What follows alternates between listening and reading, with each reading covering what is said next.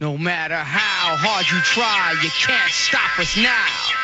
That's what the bankers are saying as they rape, rob, and pillage the entire global economy, making the public bankrupt and destitute, where they have to take government handouts so they can be institutionalized, so they can be domesticated. We need the Thomas Paines and the George Washingtons and the Frederick Douglasses to stand up to this modern tyranny, this great threat to liberty. Okay, going back to Dr. Jerome Corsi in this segment and the next, and I'm going to cover a bunch of other news. It's very important. Dr. Corsi, on Obama, I mean, where do you start? They are starting the compulsory youth brigades. They are taking over the churches. They are building FEMA camps. They have the bills introduced. The camps are already there. He's gone back on lobbyists. He's gone back. Now he's saying 16 months, 24 months before they even look at leaving Iraq. He has just lied about saying he'd get out of NAFTA and GATT. I mean, this guy is amazing. And, of course, you broke that down. So give us your take on what Obama's up to right now.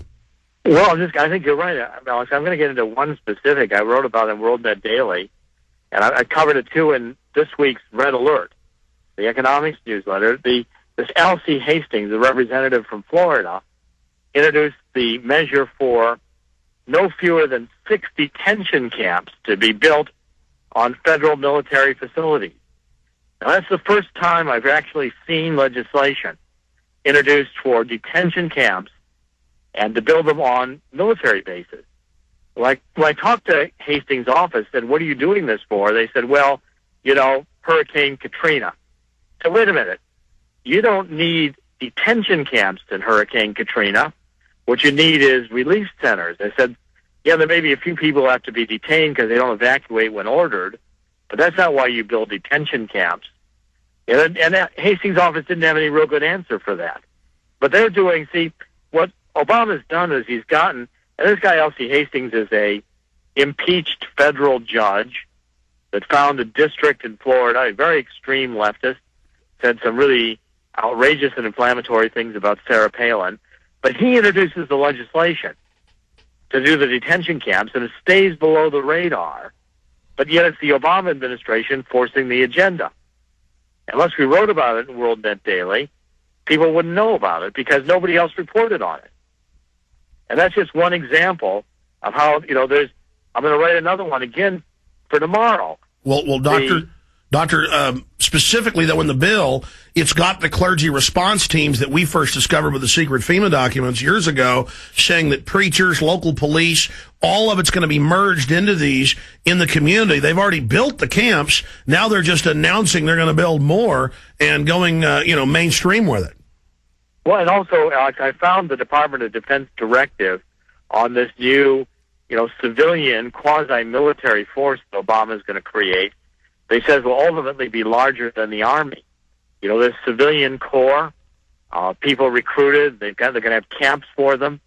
But I've got the Department of Defense directive. So instead of going to Congress to get this new civilian corps created, what Obama did is he did it through a Department of Defense directive, which again did not get picked up and reported on. But I found the directive, and I'm going to be able in WorldNet Daily this week to expose that. I mean, it's why when you say these are contrived crises, that it's why the Red Alert, what I'm trying to do in the Red Alert is to alert people to the economics that are going to affect their lives. You've got the car industry. The car industry is in desperate trouble. But yet, for the bailout money, you've got one of the major companies, I think it's GM. We just reported on it. It is GM, $1 billion to move to Brazil. Go ahead in your own words. Brazil. Yeah, $1 billion to move to Brazil. Now, how's that going to help build U.S. jobs? As part of the agenda, there you're building an international car industry where, like I said, in 10 years we might not have a single car built in the United States. That's the internationalization of the car industry, and it's being done through a bailout, bailout money being used with GM saying this is the way we need to be profitable. Now, I'm sure that the majority of listeners never intended the bailout money was going to be used to send car jobs to Brazil. Going back to part of the internationalization. Going back to the FEMA camps, He has started this new USAservice.org that's private, his own private army, and is running these ads with federal money in the Ads Council to get the volunteers.